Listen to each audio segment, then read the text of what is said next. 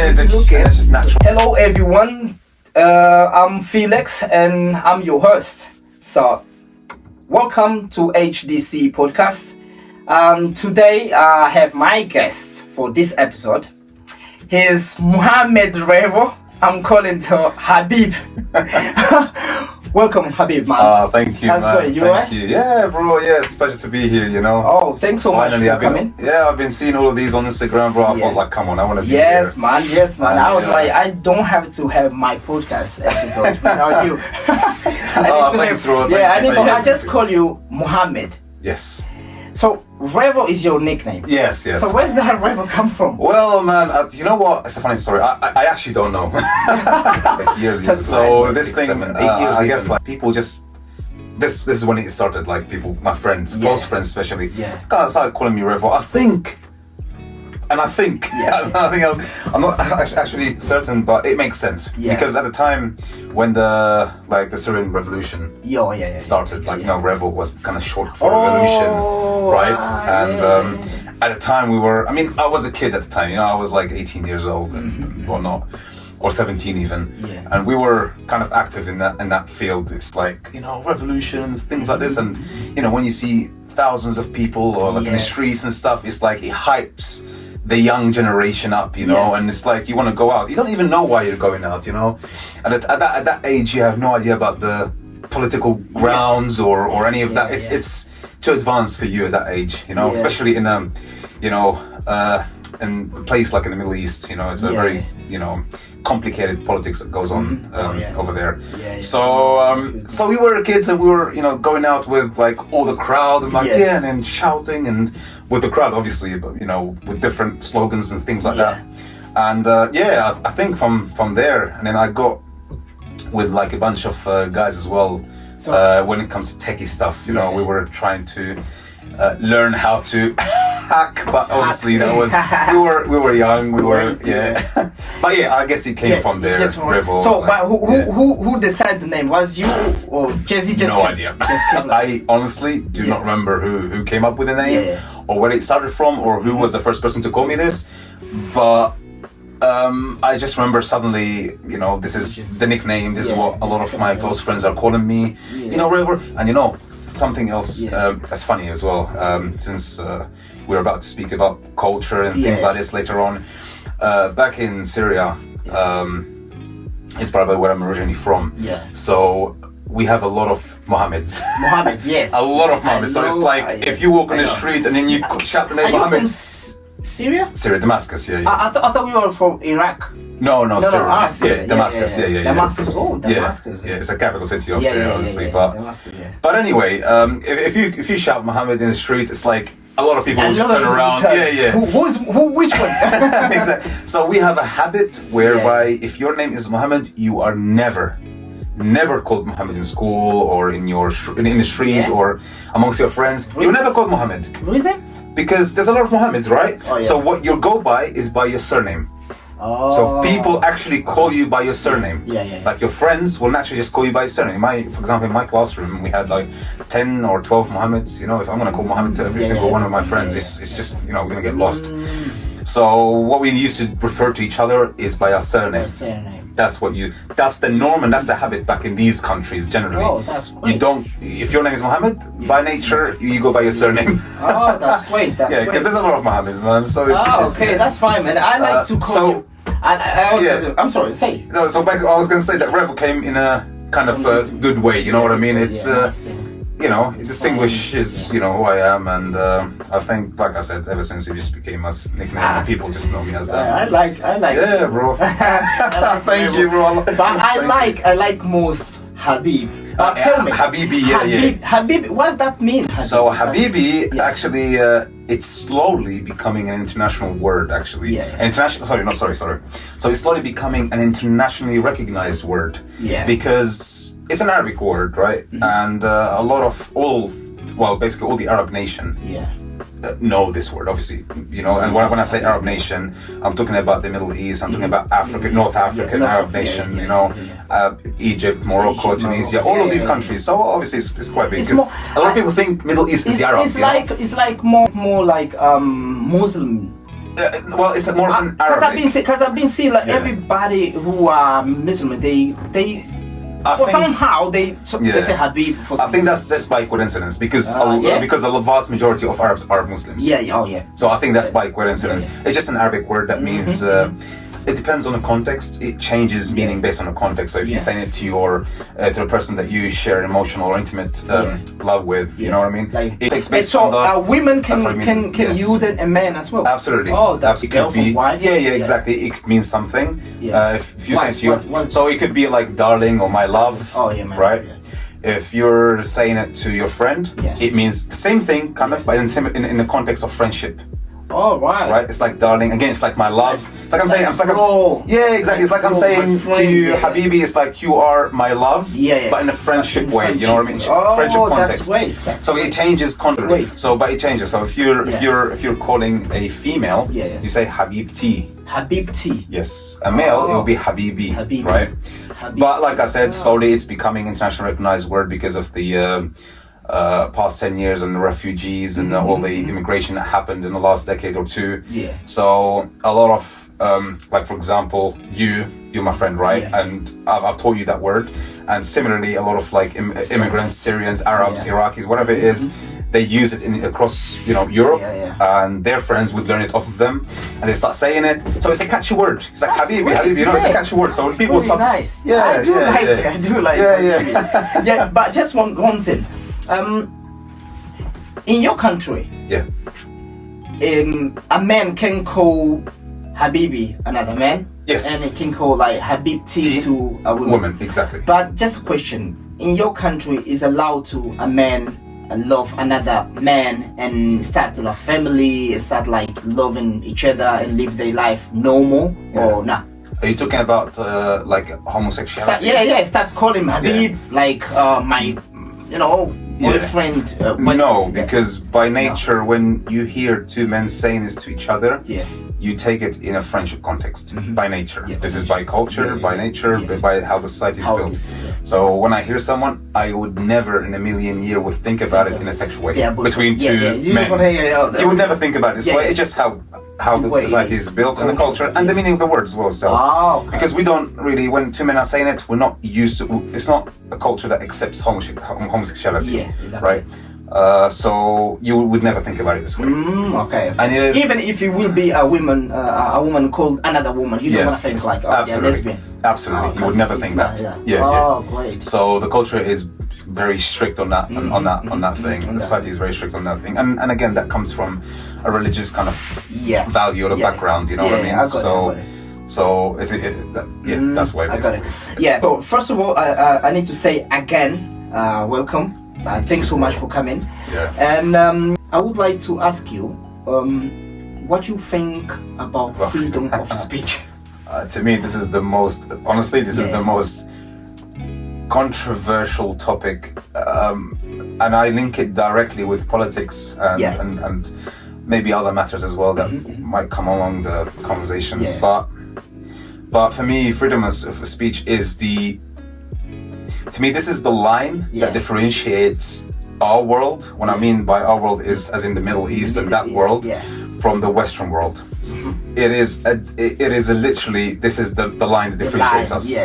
And the reason being is because what you just said a moment ago, respect.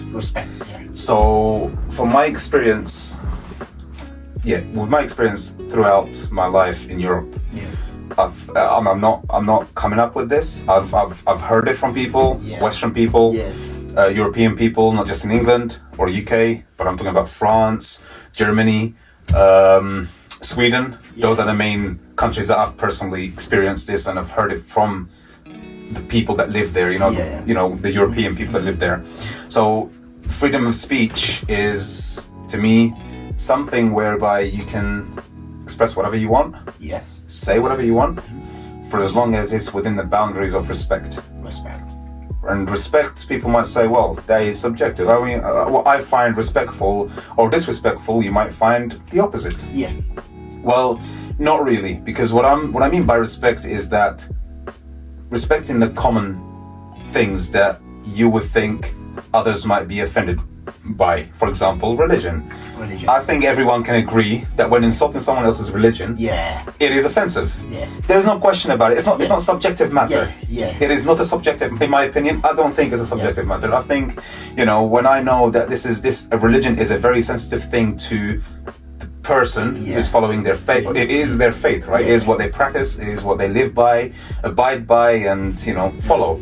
So when insulting something like this, I would assume he would get angry. That person would get angry. That person would not like it, right? So there is something that is common sense. Common sense, So you should respect that. So Europeans, and what I mean by that, Western people. What I mean by Western people is not generalizing, because a lot of Western people might, agree with what I'm saying, and a lot might disagree. And I'm talking about those that disagree with with my definition of freedom of speech when it comes to respect. So those type of people, they think that there is no boundaries. Freedom of speech and expression allows you to absolutely say anything you want and everything you want, regardless and irrespective if this is insulting to the other person or not. They have no right to complain or anything like this, or maybe they can complain, but they can't stop us from doing whatever we want. With that, I'm free. This is a free country. This is a freedom of speech. Always, and they start saying bad things. Exactly. And to be honest, this is coming from. So you might ask me, where have I encountered such people that speak like? Well, I can tell you that I've encountered those kind of people on social media platforms, and even in real life as well. Especially and particularly when it comes to media and news that got to do with Muslims, or got to do with some global event that happened, that targets a particular racial group or ethnic group, or when, for example, in France, when they drew like caricatures of like a prophet or messenger. For Charlie Hebdo, exactly, precisely. And then, not saying that whatever happened was right or not. I won't comment on that. I won't comment on that. But what I'm trying to say is, people don't think this is wrong. People do not think that drawing such, caricatures that could, or not could, that insults the messenger of God, of particular religion, Islam, which represents quite a large number, of people or followers. They don't think this is wrong, and for me, and they think this goes under freedom of expression and speech. They truly believe that, and that is my problem, and that is the line that differentiates us. We respect that, I respect the fact that this person might believe in something that I'm totally against, but I would not go ahead and insult it in front of him or to his face. I understand that how the other person could feel. I understand, what this could, put him through, or her, obviously. But so I refrain from offending somebody when it comes to sensitive topics. And again, those are common sense, in my opinion. They're not subjective. Religion, sensitive political kind of, views could be deemed as, offending as well. Certain cultural or certain values or cultural values basically could also, touching down on those in a negative way could also offend people. So those kind of topics, I would personally exclude from freedom of expression and speech. Other than that, you can say anything you want and everything you want, and I don't feel like you have the need to insult someone. I don't feel they have the need to do that. So from now, give me some with you a small or short answer. So what you tell me is like freedom of speech for you doesn't mean exactly what they say it meaning. No, for me, I don't believe in ultimate and absolute everything, absolute freedom of speech. But you understand you understand where the why they bring this word freedom of speech, right? You understand, like basically they want to say it's like you can say, you can do, you can think whatever you want to do. We respect, you are free to do it. But anyway, in the same way, they're using to do bad things, regardless that we will talk about. Yes. So I believe so. But what I also, so you actually asked a very good question. and I will actually direct that question at you. That's okay. I'll reverse it to you.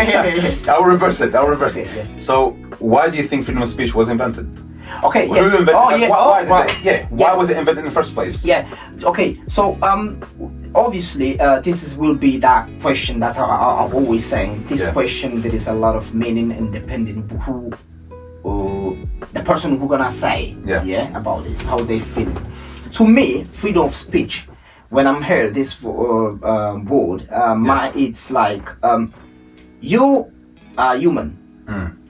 You don't gonna be equal with another human. A part of, say, two humans, right? Two person, right? But you need to respect other people, regardless, whatever they do. You need to respect, and you need to most understand, at least. Understand if you don't want to respect. But I put respect because I believe respect is more beautiful and make like connected people. I agree. So, and then freedom of speech is to say, Mohammed, I'm not agree with what you're saying. I'm not agree what people from your country or do it. But I respect you, I love you, and I can define you. You are a different person. You're not all those people who doing this stuff. It's about this. Like, so I can share the same place you're sharing. You are, and we can do a lot of things together because we are human. We have a lot of things to do that we can connect it. All the things we can't. But at the same way, we don't gonna fight about this. But we will discuss. We will try to find new ways to live with that and respect each other. I absolutely agree. Speech is about that. I absolutely agree with that. To my view, yes. And understand, there's people who gain power with this freedom of speech. It's exactly what you were saying before. They go on social media. They feel so powerful, and they just start talking really bad things to other people. And when you ask them, why are you saying this word? They say, I'm free. You know? And absolutely. I understand. I'm feeling the same way and understand, but I can go more deeply what you were saying, because I understand why you were saying and understand how your culture, how your religion has been seen to the other people and how they image people they are here in Europe, people just sharing to share. So it's like, oh, these people, they are like this, these people, they're like, I understand that. But this is really difficult, and we feel that we have freedom of speech, or we want to fight for that freedom of speech, or we want to share, says like, oh yeah, I have my freedom of speech, I will keep talking, keep saying, but with respect and try to understand other people. Is what I agree, man. I agree. So for me, like I said, freedom of speech, I don't believe in ultimate freedom of speech. I believe in freedom of speech with boundaries, basically respecting the other person's belief, culture, background, thoughts, you know. So away from insulting and then being disrespectful to those sensitive topics. In your country, okay. So we here in Europe, in Portugal, ever in UK, we talk about freedom of speech, right? And most of people talk about this. So how in your country people talk about to tell you you're free, you can do whatever because this is the world. How they saying and how there is a lines how people live there. Okay. Before I actually answer this question, I just want to emphasize on something you actually said, which is very true. And again, it's something I agree with and I believe in as well. So you said freedom of speech could actually make people disconnected, right? You would want to be respectful and share the love, disagree with some things that other people might be doing whilst respecting them, right? And sharing that love to make people connected. Right? So the opposite of that would cause people to be disconnected. And freedom of speech, according to the Western understanding of it, actually disconnects the society. People will hold grudges against each other when someone disrespects. So, for example, when someone disrespects my religion or disrespects my background or where I'm from, they can disagree with it. But when someone disrespects it, I can't possibly share love with that person. I can't possibly be friendly with that person. You know what I mean? Because for me, this is humiliating. They don't care about it being humiliating. This is what they believe in. They believe that this is fine. I can humiliate you because this is within. It's under freedom of speech and expression. So that causes division. So for me, that from now on, I'm avoiding that person. I'm not clashing, because next time I see him, I'm going to be clashing with him, right? So I'm avoiding that person. I'm no longer going to be talking to him. No longer going to be interacting with that person. And then if you think about it on a wider scale, across society, people start living in fear. Fear of speaking out what they want, out of fear of the opposite person's reaction to it or not. So when I say what I mean by that is, some people do take it excessively. So when they get offended, they start attacking the other person physically, and I'm against physical interaction, right? I don't like anyone to interact with someone else physically out of because they were offended. I don't agree with that. I don't agree with the offences either. So I don't agree with verbal offending either. But what I'm trying to say is that people, if you go to London, for example, you see people are scared from each other. Strangers. When you approach a stranger, they take a defensive position. It's like, well, who are you? I don't know you. Who are you? And they in most cases they might not even interact with you. They might not even respond to you. They don't know you. They're scared of what you might do, what you might say or do, right? Some people are the opposite. Again, this is not a generalization. But this is all coming from the fact that people just stop trusting each other. They stop touching, and they feel they're very different to each other. And with that difference comes a lot of isolation. It's like, I don't want to step on your side, and I don't want you to step on my side. You do you and I do me. We just keep ourselves isolated. You know what I mean? This is the opposite in Syria. So in Syria, and coming on to what you were asking me now, in Syria it's the opposite. In Syria, the moment I see a person who's a stranger who's trying to approach me or something like this, first thing we do straight away is we shake each other's hand. We could even kiss each other on the cheek. First thing, stranger. I don't know him, don't know me. Depending on the occasion, depending on the event as well, right? So for example, if I'm sitting at someone's house or if I'm visiting, certain place or a supermarket or whatever, most likely I will be knowing the managers there. I'll be sitting there, I'll be drinking tea with them. Someone comes, I might be shaking their hands, give them a quick hug. I might not know them, they might be strangers, but the other guy who I know might know them. You know what I mean? You can so it's like that, exactly. So in some instances, I might be in the street by myself. Someone might come ask me for help. I might help them. After that, again, we might just give each other a quick hug, shaking hands, and things like this. One time I was in London. Someone I asked. It was actually in the underground. The tubes in the underground. A staff member helped me. Something. I asked him a question about the direction, and then he helped me. I swear to God, man. I went to shake his hand, he refused. Why? I mean, why? Why do you have... He looked at me in fear. He literally went back. He took a step back. And he looked at my hand, and then he looked at me. He looked at my hand, and he looked up into my eyes. It's like, what? I was like, man, I'm just trying to shake my hand. Sorry, I'm just trying to shake your hand. And he was like, he did this. He literally just shook his head. He was like, no. It's like, no. Why? How do you feel?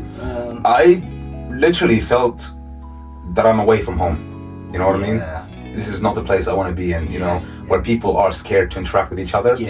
And when they do, these basic and natural things, yes, and when they do, and if they do, there's a chance of them disrespecting each other. You know what I mean? So, or one of them getting offended, by the other, because nowadays people don't know what to say. They might say the wrong thing, and someone else might get offended. I mean, it's not that they not that they care, but because it could be, again, fear of reaction or fear of any other thing, fear of the unknown, basically, the fear of the unknown. So and again, a lot of things might even put you in under legal obligation. You know what I mean? So you could get arrested for saying things you didn't even know. They could get you arrested. You know what I mean? So it's a very serious matter. Speaking and saying things in countries like England or the West, it's you have to think twice before you say something. So what's the main thing that you find out that's divided people in this way? Do you think it's religion, cultures? What do you think? If you see like where you come from, the way the people live and they interact with each other. Yeah. And you see in UK or anyway different country. Yeah. What you find is religion, because they don't have good religion. Would they be guided for, or culture? I think religion. Religion, right? I think religion. Strongly think religion. Yeah. Because if you think back, like, I don't know, 100 years ago, whatever it is, 100, 150, doesn't matter. Even as back as like 70 years, right? This country was truly a Christian country, right? Today people go about, oh, this is a Christian country, this is a Christian country. It's not really a Christian country. Give me one single value, one single law, value, whatever it is that is derived from the Bible, that is derived from, you know, the values that Jesus has taught. None. You know, other than the you know, cross necklace that you have on your neck. You know what I mean? It's like people they don't mean it. They don't. Yes. This country is not a Christian country. I believe this country is a secular country, right? It's not based on religion. It has nothing to do with religion. The religion, namely Christianity, has actually been wiped from this. We've been seeing how it's been wiped. You know, from the identity of the, you know, United Kingdom. You know what I mean? So religion, And do you think in your country so in your country is majority of people they are Muslim, There's no Christian people. There are Christians actually. So so when I live back in Syria, so I live in Damascus, right? But so we have a house like in Damascus, the city, and then we have our main house is up in the mountains, like the surrounding mountains. And so the area we live in, that village we live in, is actually a very ancient Christian village. And it has a very ancient churches and things like this. Very, very ancient Christian, basically, area or village. So there are a lot of Christians there. And funny enough, Christians back in Syria are more kind of strict than Christians here or in Europe generally. They're more strict, yes. So they do follow, and they apply the values of Christianity. And how is your, as much as possible, obviously. I mean not 100%, not obviously not like Muslims do. You know. But you can see that is different. But they are different to the Christians here. And how your relationship with them? Normal, man. It's absolutely fine. I mean, I've got friends. I've got, you know. Do you have friends who they are Christian? Yeah, absolutely. Back then, your country. Back in my country. Yeah, absolutely. That's great. Absolutely, and you know. The images has been shared. People who see that for Syria, it's like there's no Christian. No, man. What I've been saying, obviously, I'll just ask you this question, but I know because I already did some research. I know it's not just there is no. I don't see any country where they don't have like different religion. There is always different religion. Even if it would be a small group of people who they have. I believe in this.